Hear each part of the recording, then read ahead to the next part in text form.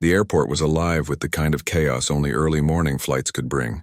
Coffee fumes thick in the air, tired faces half hidden behind glowing phone screens, and the rhythmic calls of boarding gates echoing through the vast hall. At gate 37B, Marcus Reed sat quietly, a black leather duffel bag at his feet and a book, Between the World and Me, open in his lap.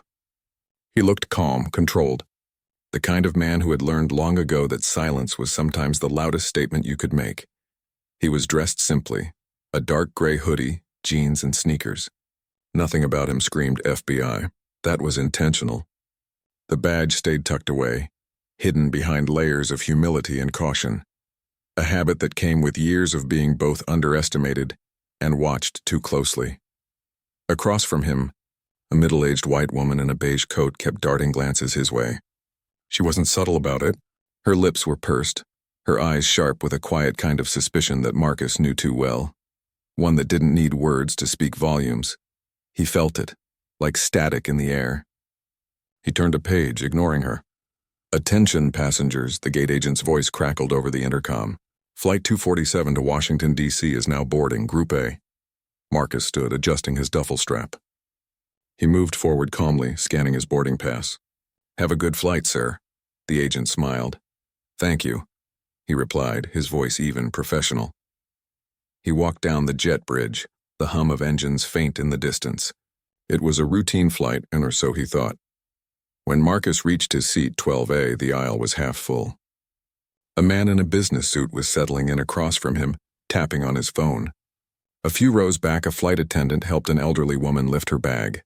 Normal, predictable, until she appeared. The woman from the gate. Beige coat, designer handbag, tight smile that didn't reach her eyes. She stopped at row 12 and froze when she saw Marcus sitting there, her brows furrowed. "Excuse me," she said sharply. "I think you're in my seat." Marcus glanced at his ticket. "This is 12A. Her smile turned brittle. "No, this is my seat. I specifically requested the window." "You must have made a mistake." Marcus held up his boarding pass, calm, polite, but firm. 12A, that's me." The businessman across the aisle looked up briefly, then went back to his phone. The flight attendant, a young woman named Clara, noticed the tension and approached. "Is everything okay here?" she asked, voice gentle but alert. The woman exhaled dramatically. "I'm just trying to get to my seat, but this man won't move." "I think there's been a mix-up." Clara checked Marcus's boarding pass, then the woman's. Her smile remained professional. "Ma'am, you're in 12B, the aisle seat right next to him." The woman blinked, her expression faltering for just a second. "Oh, well, I must have remembered wrong." She hesitated, then forced a laugh. "Of course." Marcus gave a polite nod and turned back to his book. But as she sat down beside him, he felt the tension radiate like a cold current. She adjusted her purse, making sure it didn't touch him. She pulled her coat tighter, glanced at him sideways. The unspoken message was clear. "You don't belong here." Marcus sighed quietly, turning another page. 30 minutes later, the cabin door closed, and the flight attendants prepared for takeoff. The hum of engines grew louder, the plane began to roll, but the woman wasn't done. As the plane began its taxi, she pressed the call button above her seat. The soft ding echoed through the quiet cabin. Clara approached again, kneeling slightly. "Yes, ma'am?" The woman leaned closer, lowering her voice, but not enough. "I'm uncomfortable," Clara frowned. "I'm sorry to hear that. Is there something I can do?" The woman tilted her head toward Marcus. "It's just, I don't feel safe sitting here." He's been staring at me since the gate. Marcus froze. His chest tightened, not from fear, but disbelief. He looked up slowly. "That's not true," he said, his voice low but clear. Clara looked between them. "Sir, I've been reading," Marcus said calmly. "That's all I've done." The woman crossed her arms. "I know what I saw. He keeps looking at my bag. I think he might have followed me from the terminal." Marcus exhaled. "You're accusing me of what?" "Watching you?"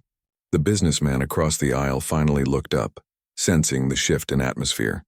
A few other passengers did too. Clara raised her hand slightly, trying to de-escalate. "Let's all just take a breath, okay? We haven't even taken off yet." The woman's voice sharpened. "No, I don't think you understand. I'm not comfortable sitting next to him. I'd like to be moved."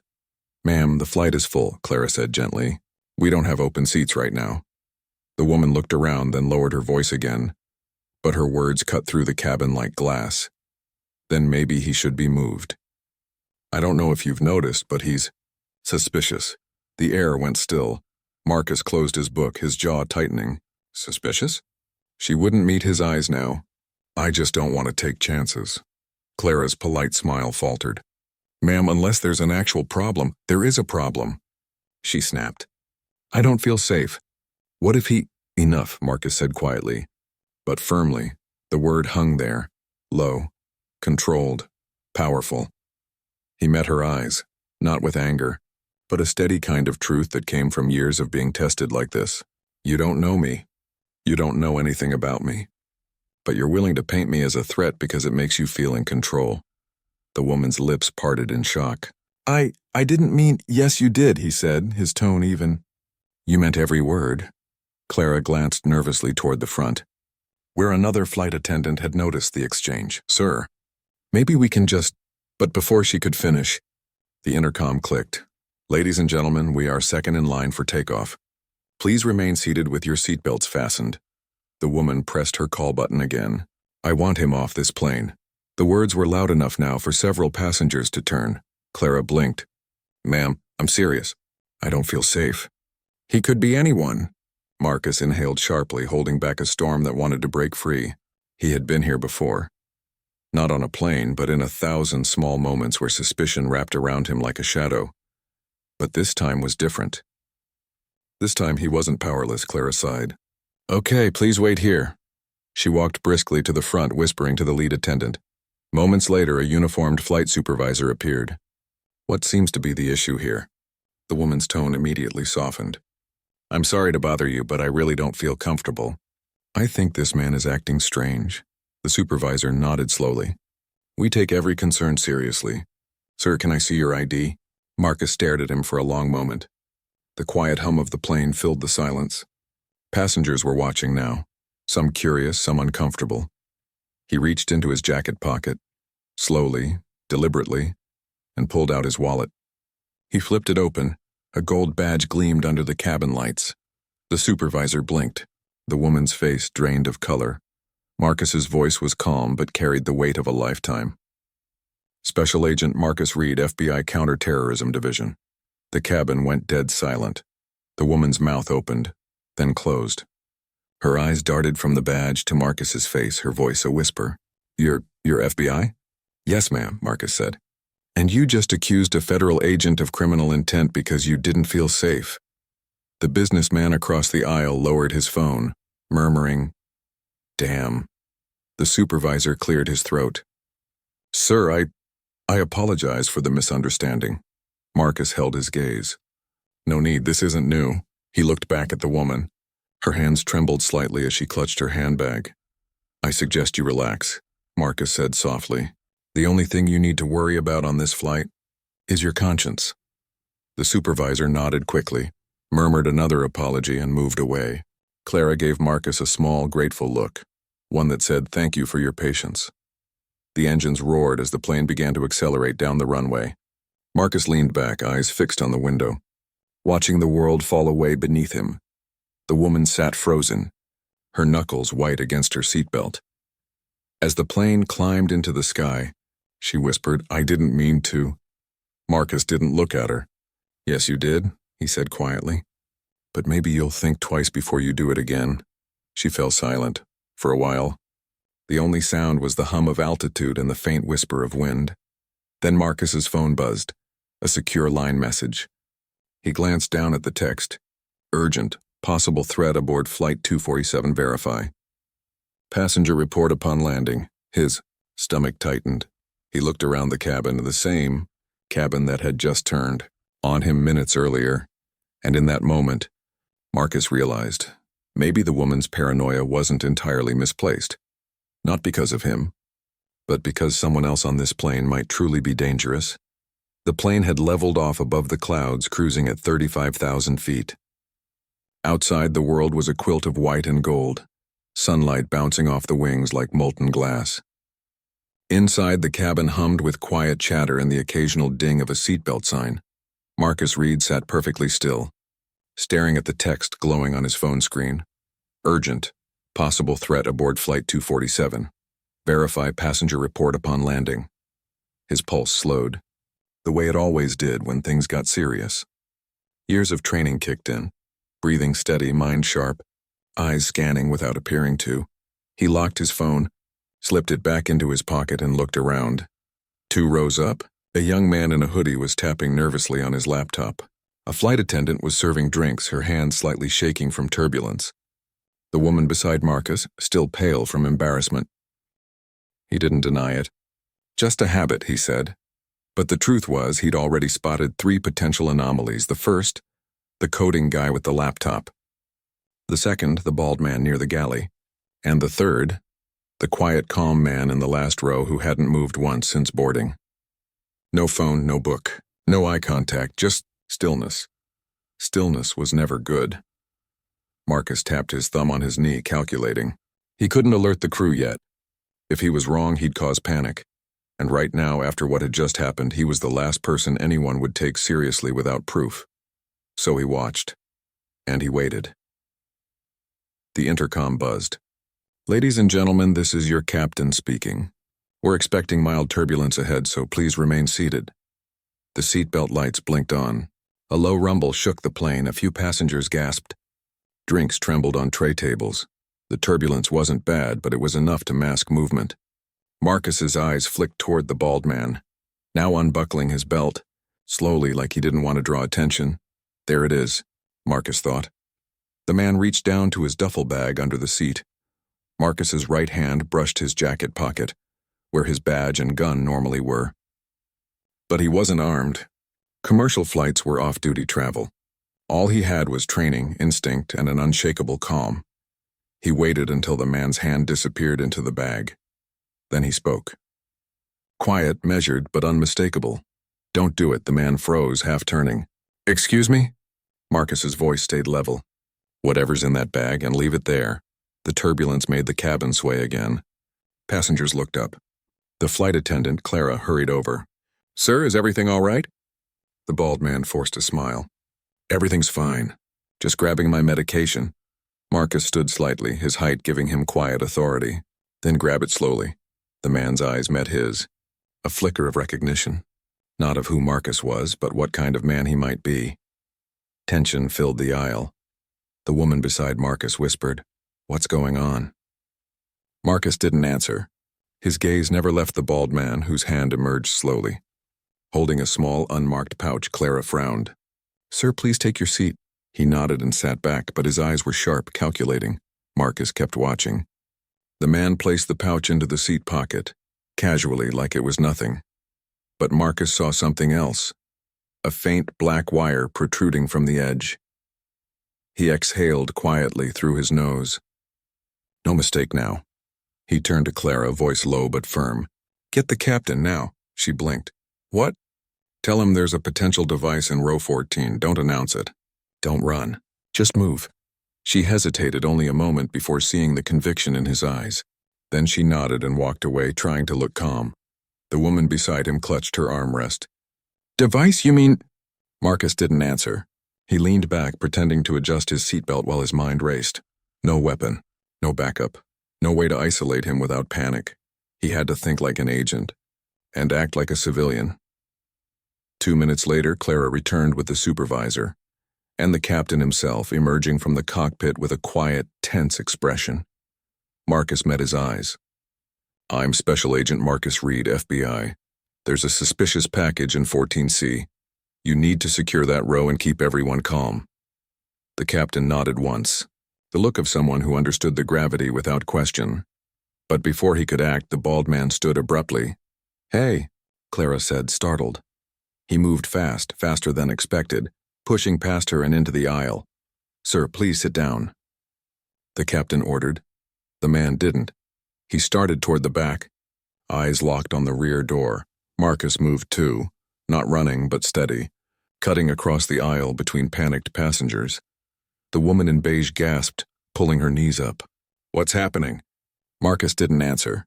He reached the man just as the turbulence jolted again, a hard shake that sent a coffee cup flying. Marcus used the motion, slammed his shoulder into the man, driving him into the seats. The pouch tumbled out of the pocket, bouncing onto the floor. Gasps erupted. Someone screamed.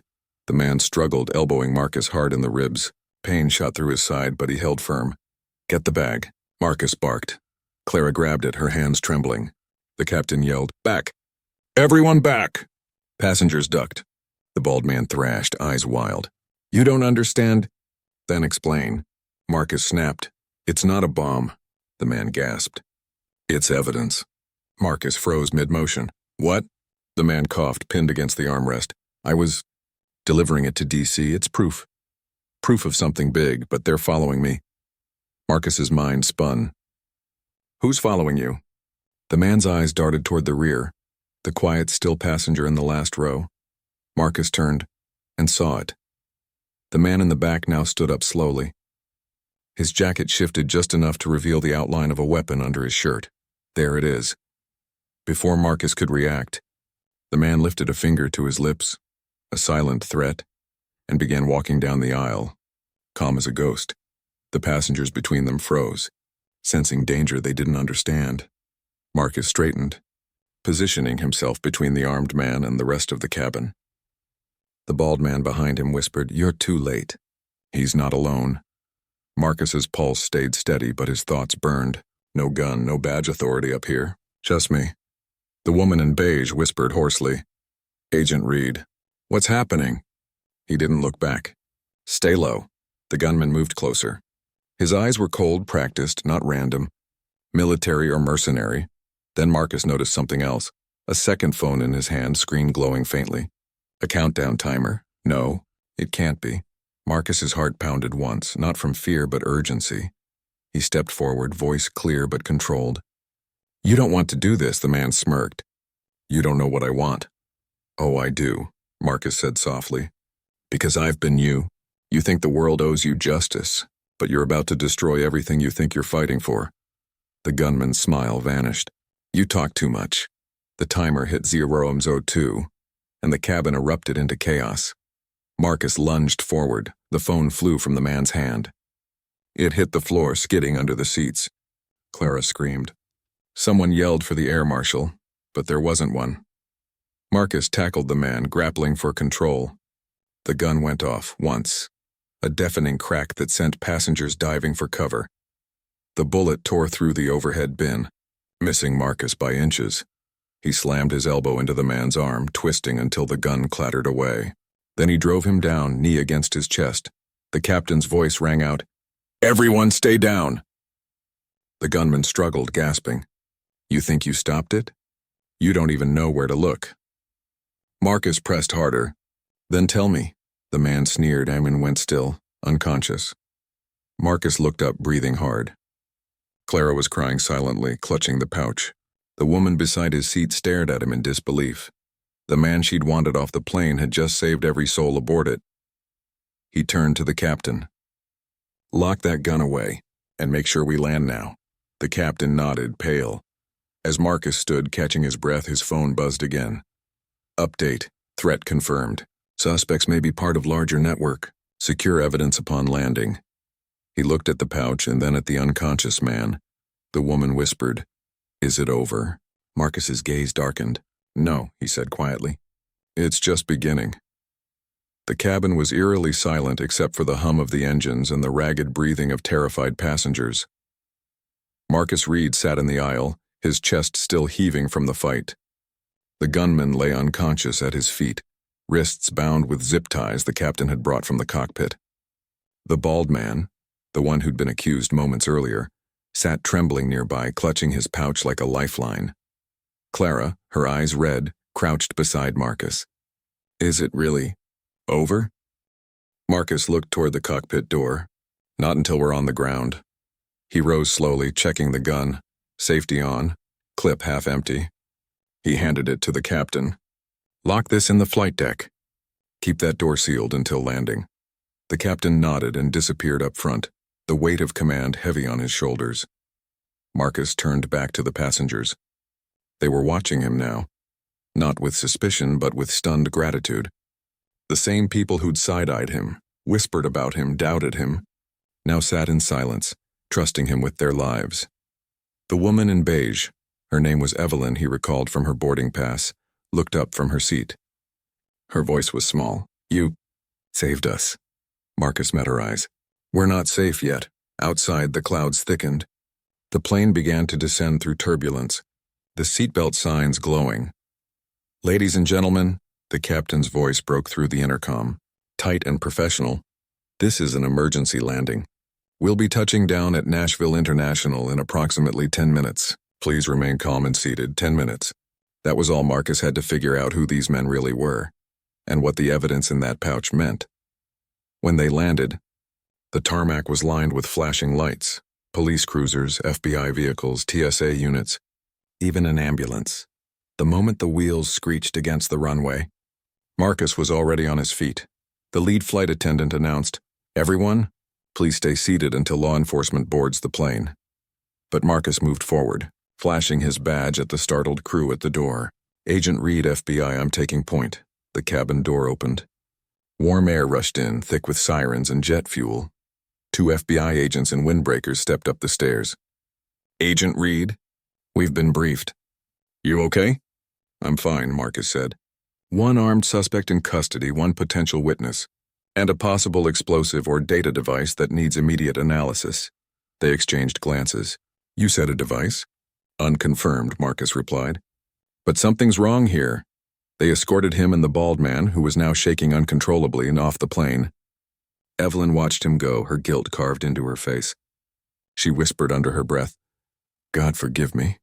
Inside the airport's secure hangar, chaos buzzed like electricity. Agents moved in and out. Technicians scanned the pouch Marcus had retrieved. One of the analysts, a woman named Patel, frowned as she examined its contents. "This isn't explosive. It's a hard drive. Encrypted heavily." Marcus nodded slowly. "Figures." The bald man sat at the table, breathing hard, his eyes darting around. "You have no idea what's on that drive," he said hoarsely. "People have died for it." Marcus leaned forward. "Then start talking." The man hesitated. "You think this is just some terror plot?" "It's bigger.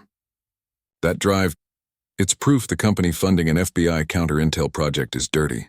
They've been funneling money into private surveillance networks, tracking citizens illegally." Marcus's jaw tightened. "That's a hell of an accusation." "It's not an accusation," the man said. "It's evidence." He nodded toward the unconscious gunman being led past the window. "They sent him to stop me from delivering it to DC, but you got in the way." Marcus folded his arms. "And who are you?" "Evan Lowe, data analyst. I used to work for them, Helix Systems." Marcus's eyes narrowed. He knew that name. Helix was one of the government's top private contractors. Cybersecurity, intel sharing, drone analytics. If what Evan said was true, it wasn't just corporate corruption. It was national. Evan leaned closer, voice trembling. "You don't get it. The people behind this? They're inside the bureau too." Marcus froze. He'd heard whispers, untraceable decisions, erased files, projects with no oversight. But nothing concrete. Until now, Evan's voice cracked. "That's why I couldn't go through channels. I was trying to get the drive to Director Mendez himself. The only one I trust." Marcus nodded slowly. "You're saying someone inside tipped off the killers before you even boarded?" "Yes." Marcus exhaled, realization settling in. The message he'd received mid-flight. Possible threat aboard Flight 247. It hadn't come from headquarters. The signature code was wrong. Someone had rerouted it through a dummy server. He clenched his jaw. They wanted me on that plane. Moments later, an agent entered the hangar. "Reed, Command wants to debrief you in Conference 3. Marcus nodded and stood, giving Evan a firm look. "Stay here. Don't talk to anyone until I get back." He followed the agent down the corridor. Sterile walls, fluorescent lights flickering overhead. The smell of coffee and adrenaline hung thick in the air. In Conference 3, 2 senior agents sat waiting. One was Assistant Director Cole, a man Marcus had worked under for years. Tough, political, always calculating. The other, a woman from Internal Affairs. Cole rose. "Marcus, you look like hell." "Rough flight," Marcus said flatly. Cole gave a humorless chuckle. "You did good work. Took down an armed suspect mid-air. You'll be on the news by sunrise." Marcus folded his arms. "That's not what I'm worried about." Cole tilted his head. "Then what?" The hard drive. You know what's on it? Cole exchanged a glance with the IA officer. We're handling that. You don't need to worry. Marcus frowned. Handling it how? Classified, Cole said smoothly. Chain of custody ends with us. Marcus stepped closer. With respect, sir, I was the one on that plane. That drive nearly got 200 people killed. I deserve to know what's on it. Cole's tone hardened. You're out of line, Agent Reed. A long silence. Then Cole sighed, the kind that carried fake empathy. You've had a long day. Go home. Get some rest. Marcus's eyes narrowed. You're burying it. Cole didn't blink. You're dismissed. Marcus felt something inside him twist, a familiar bitter feeling. The same quiet injustice he'd faced his whole life, now coming from within the very system he served. He turned and walked out, jaw clenched. In the hallway, he pulled out his phone. No signal. The network was blocked, standard protocol during internal investigations. But it didn't matter. He had his own ways. Back in the hangar, Marcus found Evan gone. The guards by the door looked uneasy. Sir, 2 men from HQ came to transfer him. Marcus's stomach dropped. HQ, which unit? Didn't say. They had clearance. He sprinted toward the exit. Where'd they take him? They said to the field office downtown, but Marcus didn't hear the rest. He was already running, his badge swinging at his chest. Outside, the night air hit him like ice. He jumped into his rental SUV, tires screeching against wet asphalt. His phone buzzed. Unknown number. He answered. Reed. A distorted voice came through the speaker. You should have stayed on that plane, Agent. Marcus's grip tightened on the wheel. Who is this? You ask too many questions, the voice said. Evan Lowe won't be a problem much longer. Neither will that drive. The line went dead. Marcus slammed the wheel. Damn it! He sped toward the city lights ahead, the rain starting to pour, reflections blurring across the windshield like ghosts of choices past. Marcus pulled up outside a dimly lit federal garage, badge out. 2 men in dark suits were loading someone into the back of an unmarked van. Evan. Marcus jumped out. Federal agent! Step away from the vehicle. One of the men turned, pulling a gun. Marcus ducked behind his car as bullets ricocheted off the hood. He drew his sidearm, returning 2 precise shots. One struck the gunman's shoulder, sending him sprawling. The other ran, disappearing into the darkness. Marcus rushed forward, yanking open the van door. Evan was inside, bleeding but conscious. They were going to kill me, he gasped. Not today, Marcus said, cutting his restraints with a pocket knife. Where's the drive? Evan reached weakly into his jacket. Gone. They took it. Marcus cursed under his breath. But then Evan's trembling hand lifted a small secondary flash drive, smaller than a key. Backup copy, he whispered. Encrypted differently. Hidden file paths. They'll never know. Marcus took it gently. You just bought us both some time. Evan managed a faint smile. I knew you weren't like them. Sirens wailed in the distance, local police responding to the shots. Marcus looked up, headlights flashing through the rain. He grabbed Evan's arm. We need to move. Now. He helped him into the SUV and sped off into the night. The city lights blurred behind them, rain streaking down the glass. Evan coughed, voice weak. Where are we going? Somewhere safe, Marcus said. Then we blow this wide open. Evan looked at him, eyes heavy but hopeful. You're really gonna fight them? Marcus's jaw tightened. If I don't, who will? Back in the Bureau's command center, Assistant Director Cole stood watching the newsfeed. Flight 247's emergency landing plastered across every network. An agent entered quietly. Sir, Agent Reed went off-grid. No tracker signal. Cole didn't look away from the screen. He'll surface. And the hard drive? Cole smirked faintly. Recovered. But he doesn't know we've already wiped it. The agent frowned. What about the copy? Cole turned slowly. What copy? The question hung heavy in the air. In a quiet motel miles outside the city, Marcus plugged the flash drive into his encrypted laptop. Lines of code filled the screen, unreadable at first and then decrypting piece by piece. Names, bank accounts, government contracts, internal FBI signatures. Marcus leaned back, whispering to himself. My God. He looked over at Evan, asleep on the bed, exhaustion etched into his face. Marcus's reflection stared back at him from the dark window, a man who'd sworn an oath to protect the truth. Now realizing the truth itself had been compromised, he turned back to the screen. A final file began to open titled Project Blackwater, authorized by A.D. Cole. Marcus's expression hardened. He whispered, "You picked the wrong agent to frame."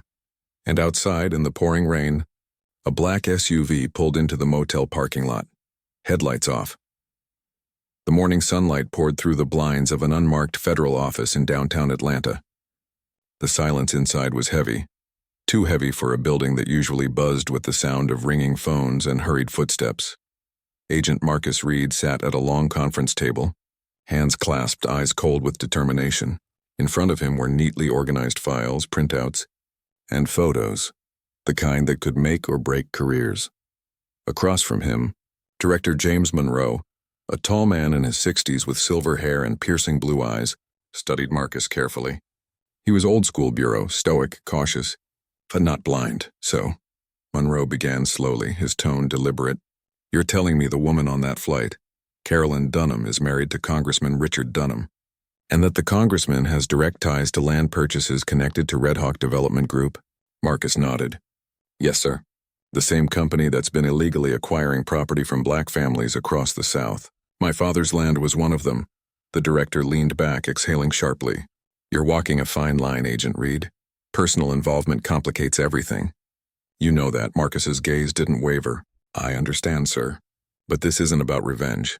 It's about corruption and justice." For a long moment, Monroe said nothing. Then he reached forward, tapping a file. "You've got 2 weeks. But if this leaks before we're ready, if it looks like you're using the Bureau for personal motives, you're out." Marcus's jaw tightened. "Understood." Hours later, Marcus drove through the outskirts of Atlanta toward an abandoned gas station. His informant, a nervous accountant named Trevor Hensley, had agreed to meet him there. Trevor had once handled Red Hawk's books before quietly resigning and disappearing from public view.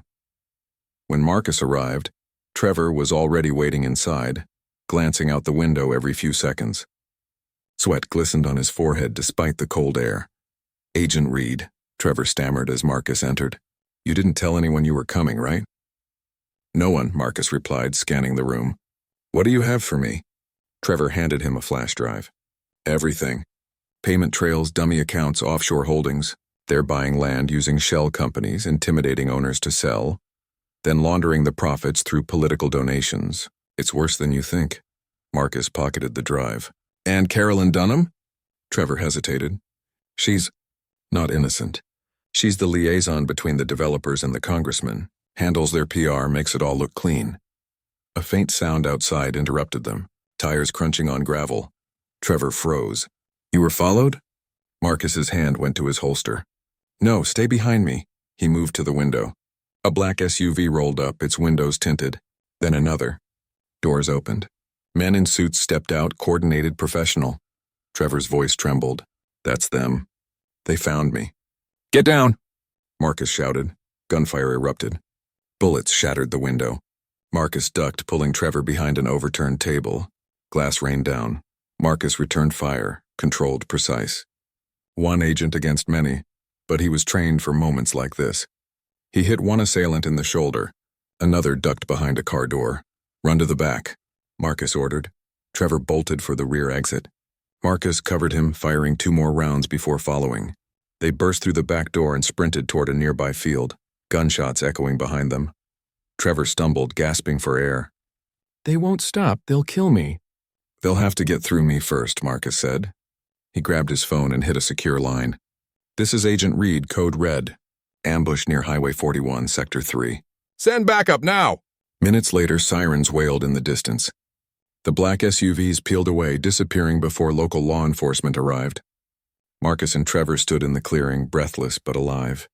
One of the state troopers approached Marcus. "You all right, Agent?" "Fine," Marcus said. But they knew where to find us. "Someone's leaking from inside." The trooper's brow furrowed. "Inside the bureau?" Marcus's silence said everything. That night, back in his apartment, Marcus stared at the flash drive in his hand. Trevor was under federal protection now, but Marcus knew time was short. Whoever orchestrated this wasn't just a developer or a crooked politician. This was organized, funded, dangerous. He inserted the drive into his laptop. Screens filled with data, transactions, emails, encrypted messages. Then one folder caught his eye. Project Reclaim.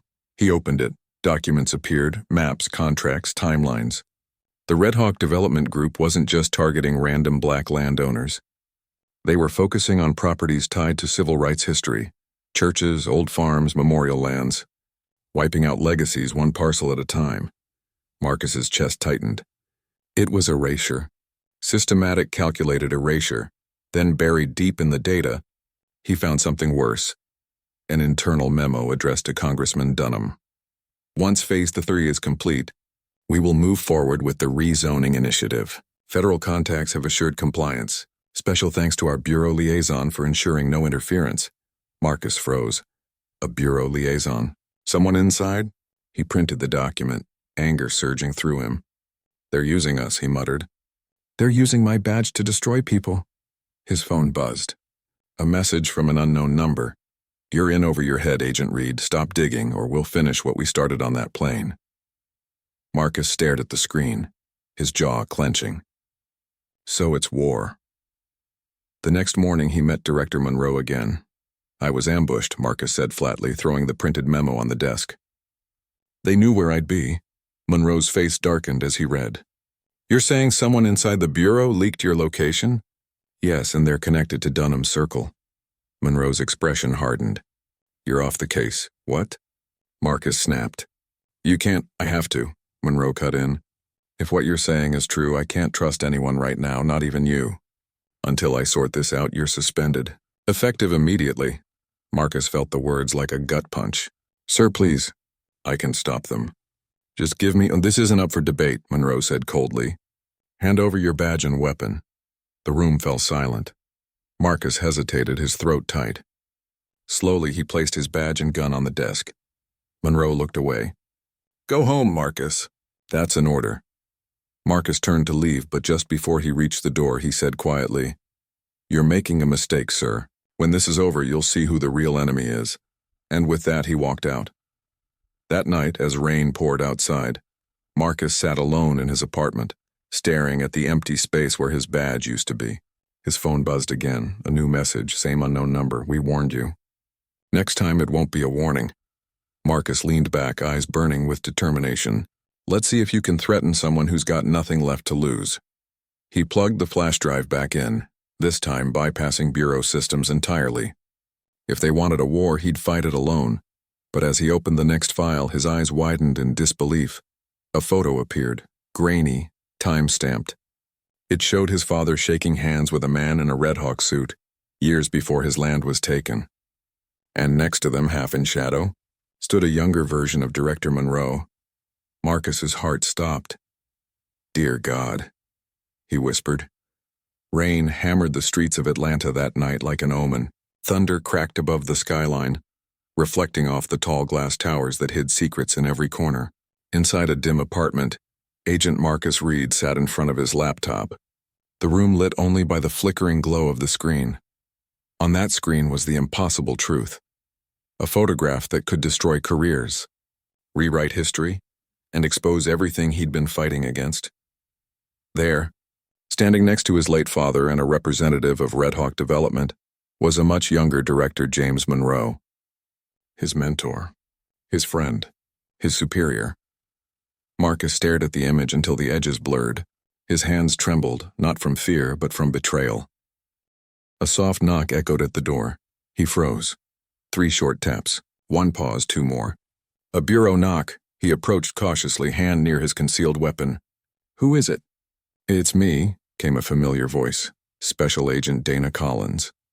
Marcus opened the door slightly. She was soaked from the rain, her dark hair clinging to her face. You shouldn't be here, he said. Neither should you, she replied, stepping inside. You're suspended, Marcus. But that's not why I came. She handed him an envelope. I found this in the director's private archives. It was marked classified. You need to see it. Marcus tore it open. Inside was a memo stamped confidential, internal security. Subject: Operation Red Hawk authorization approved by D. Monroe, Bureau. Oversight Division objective: Coordinate with federal development partners to secure land acquisitions under Project Reclaim Initiative. Marcus's heart sank. He signed it himself. Dana nodded grimly. He wasn't just involved, Marcus. He was one of the architects. Marcus clenched his jaw. All these years, he made me believe in justice, in integrity. Dana placed a hand on his shoulder. You can still expose him, but we'll need proof the public can't ignore. For the next 48 hours, Marcus and Dana worked in silence. Every file, every document, every trace of Red Hawk's influence, they compiled it all. Offshore accounts, political kickbacks, the connection to Monroe. But they knew they couldn't go through bureau channels. Not now.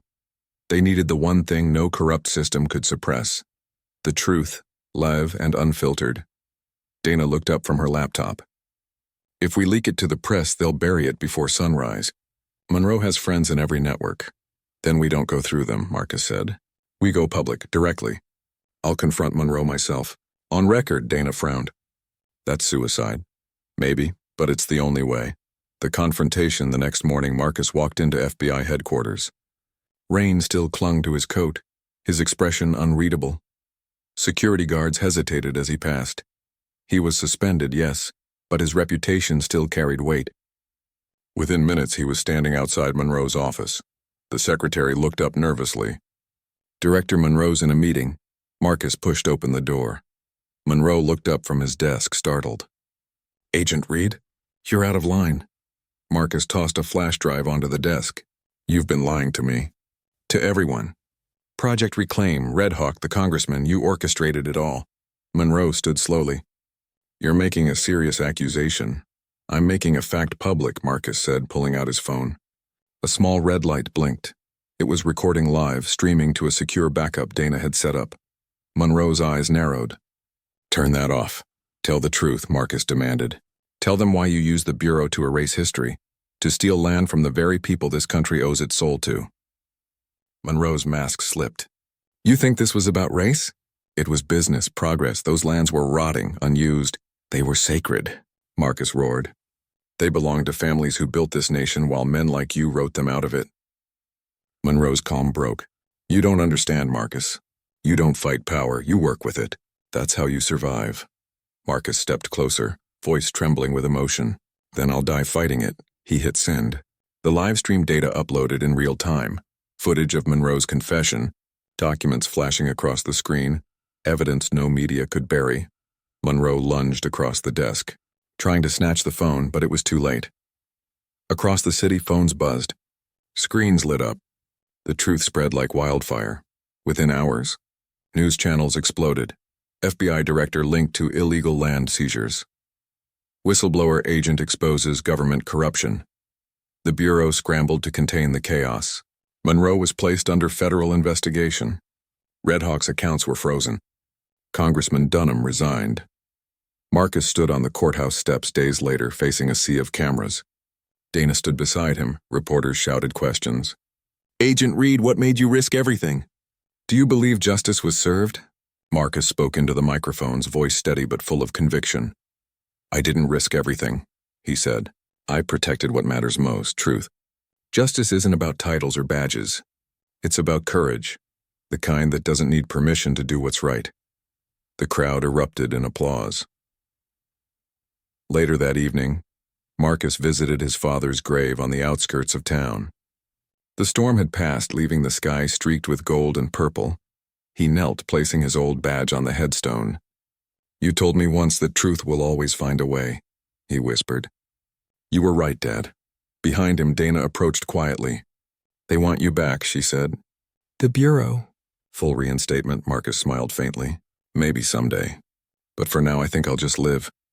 He looked out over the horizon, where the land his father once owned stretched beyond the trees, land that was finally, legally restored to his family's name.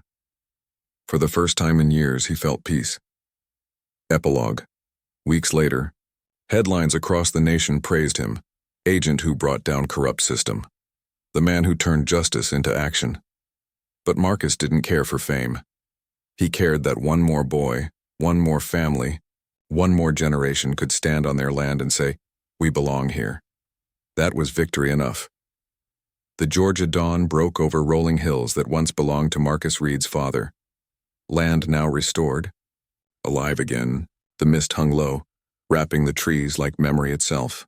The old farmhouse had been rebuilt with its porch lights glowing, warm and soft. For the first time in decades, the land felt free. Marcus stood there, coffee in hand, watching the sun lift the fog.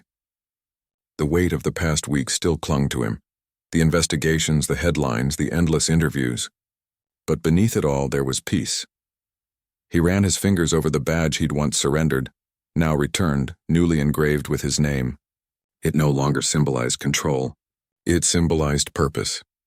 Dana Collins stepped out from her car and walked across the dirt path. "You've been hard to reach," she said with a teasing smirk. "Trying to remember what quiet sounds like," Marcus replied, setting the mug down. "It's strange. You spend years chasing justice, and when you finally find it, the silence feels louder than the fight." Dana leaned on the porch rail beside him. "Justice isn't quiet, Marcus. It just changes shape. Sometimes it's a verdict, sometimes it's a sunrise," he smiled faintly. "That's poetic for a federal agent. Guess I've been around you too long." She handed him a sealed envelope. "Came from Washington this morning, hand-delivered." Marcus frowned, taking it. The seal bore the emblem of the Department of Justice. Inside was a letter, official, crisp, and direct. "Agent Marcus Reed, due to your exemplary courage and integrity during the exposure of Operation Red Hawk, you are hereby reinstated as Senior Field Agent, Internal Corruption Division. Effective immediately, you are requested to report to Washington, D.C. for a special assignment involving classified federal misconduct. Director Armitage, DOJ Oversight." Marcus's eyes lingered on the final line. "They want me back," Dana nodded. "They're forming a task force.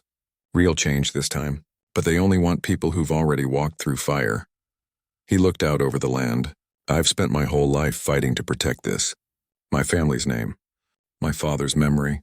Now they want me to protect something bigger." "Maybe that's the point," Dana said softly. "Your fight was never just about one field or one name. It was about proving that truth can survive even in the darkest systems." Marcus folded the letter and slipped it into his jacket. "If I go back, it won't be for them. It'll be for every man who never got to see the world treat him fairly." Dana's eyes softened. "Then it'll be worth it." Washington, D.C., 2 weeks later.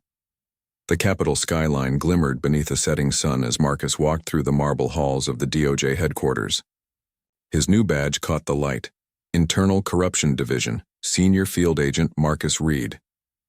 He entered a briefing room where 3 others waited. New faces, sharp, determined.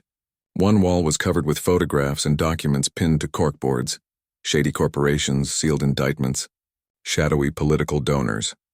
At the center was a folder labeled Operation Dominion. Dana, now promoted to deputy chief, stepped into the room. "Glad you made it," she said. "This one's bigger than Red Hawk. Global scale. Financial laundering, systemic suppression, even foreign ties." Marcus studied the board. "And who's behind it?" Dana met his eyes. "That's what we're about to find out." "You ready for round 2? He smiled. "Justice doesn't retire." Later that night, Marcus returned to his temporary apartment overlooking the Potomac. Rain began to fall again, soft, rhythmic, cleansing. He sat by the window, replaying the past in his mind. His father's voice echoed faintly. "Son, truth doesn't need armor. It just needs someone brave enough to carry it," Marcus whispered to the empty room. "I'll carry it as long as I breathe." His phone buzzed again, an encrypted message from an unknown sender. It contained a single line. "You exposed Red Hawk, but you haven't met Dominion yet." Attached was a blurry photograph, a familiar face in the background of a foreign political rally. Director Monroe, alive and standing with a group of international businessmen. Marcus's eyes narrowed. "So you're not finished?" He leaned forward, pulling out a fresh notebook. The first page was blank. Across the top, he wrote 3 words. "The Dominion case.